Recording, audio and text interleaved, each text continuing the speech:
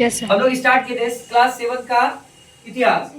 इतिहास में हम लोग पढ़े थे कि भारत में आक्रमणकारी, फिर भारत में आक्रमणकारियों में हम लोग एक व्यक्ति को देखे जिसका नाम था गौरी। देखे थे ना?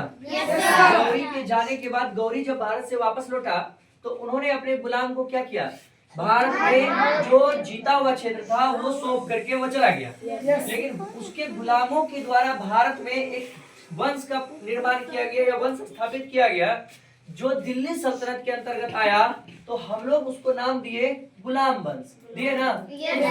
हम लोग देखे कि दिल्ली सल्तनत जो था प्रारंभ होता है 1206 से, यानी मानते हैं इसको 1206 से लेकर के 1526 तक का जो भारत का शासन काल रहा उसमें उसको दिल्ली सल्तनत या सल्तनत काल कहा गया।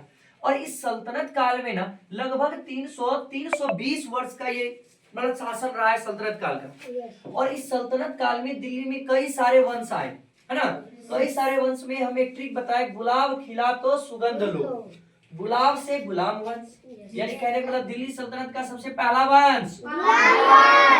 फिर दूसरा है खिला से खिलजी वंश, तो से तुगलक वंश, सुगंध से सैयद वंश और लो से लोधी वंश। यदि हमको पूछा जाए कि दिल्ली सल्तनत का अंतिम वंश कौन सा था, लोधी वंश। दिल्ली सल्तनत का अंतिम वंश कौन सा था, लोधी वंश।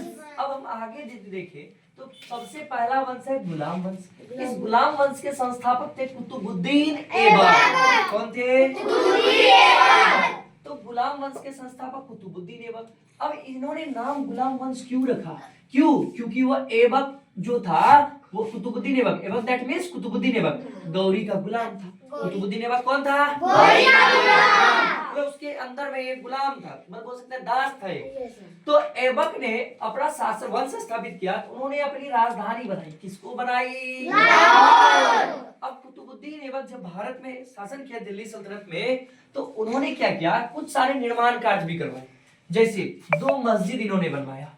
पहला का नाम है कुतुब उल इस्लाम मस्जिद, ये दिल्ली में बनवाया। कुतुब उल इस्लाम मस्जिद कहाँ बनवाया? दिल्ली में। फिर उन्होंने एक चीज बनवाया जिसका नाम था 2.5 दिनों का झोपड़ा, ये भी मस्जिद है, अजमेर में बनवाया। 2.5 दिनों का झोपड़ा कहाँ बनवाया?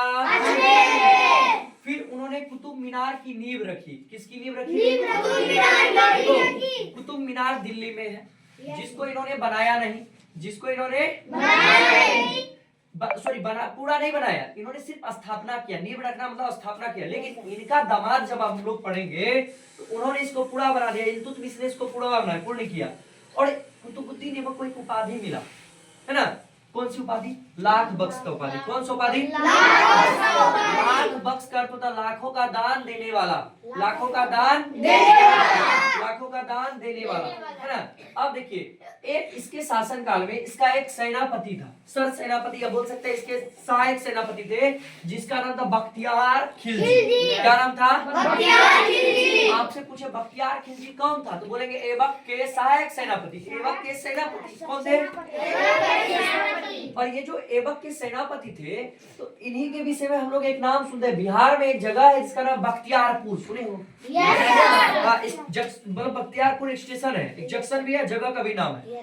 तो बख्तियारपुर में कुतुबुद्दीन ऐबक के ये सहायक सेनापति था। अब बख्तियार खिलजी ने ही हमारा विश्व प्रसिद्ध नालंदा विश्वविद्यालय को जलाया था। इसी बख्तियार खिलजी ने नालंदा विश्वविद्यालय को जलाया था। अब कुतुबुद्दीन ऐबक का मृत्यु की यदि बात करें तो इसका मृत्यु 1210 में। अब देखो एक अजीब सा घटना हुआ कि इसकी मृत्यु का कारण बना, एक खेल खेल रहा था, इसका नाम था चौगान खेल। चौगान खेलते समय घोड़ा से गिरा तो मरा। गिरने के बाद इनकी मृत्यु हो जाती है। और मृत्यु हुआ तो सब बोला इसको कहाँ दफनाओगे, तो इसको बोला दफनाना कहाँ है, जहाँ इसकी राजधानी कहाँ है इसका? मृत्यु के बाद ऐबक को कहाँ दफनाया गया रे? किसी को कोई दिक्कत? समझ में आ गया? चलते अब कल पढ़ेंगे।